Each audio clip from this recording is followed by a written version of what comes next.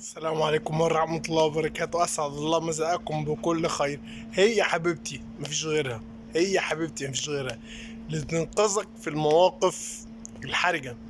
لو أنت معزوم وخرفت وكلت، أو كلت حاجة فيها نشويات، أو كلت حتة فاكهة، هي حبيبتي اللي تخلصك من كل القلق ده.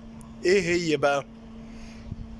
بنتكلم على حاجة مشروب صغير وسهل جدا، بيخفض لك السكر، بيظبط لك الضغط، في مضادات أكسدة. مهما خرفت خلاص بيشيلك التخريف بتاعك كله. انا كان عندي ست، وكمان لو عندك ثبات وزن وشربت المشروب ده مرتين تلاتة في اليوم بيشيلك ثبات الوزن. خلاص. ايه هو المشروب ده؟ القرفة.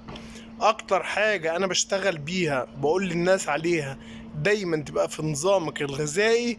ولو خرفت اشرب كوبايتين وعليها نص ليمونة القرفة.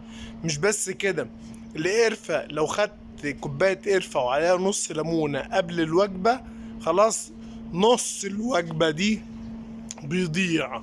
يعني نص الوجبة دي السكر اللي فيها، أي أكل فيه سكر، نص الوجبة دي خلاص بتبقى إيه؟ ولا شيء. عليكوا على القرفة. ودي نصيحة مني ليكوا.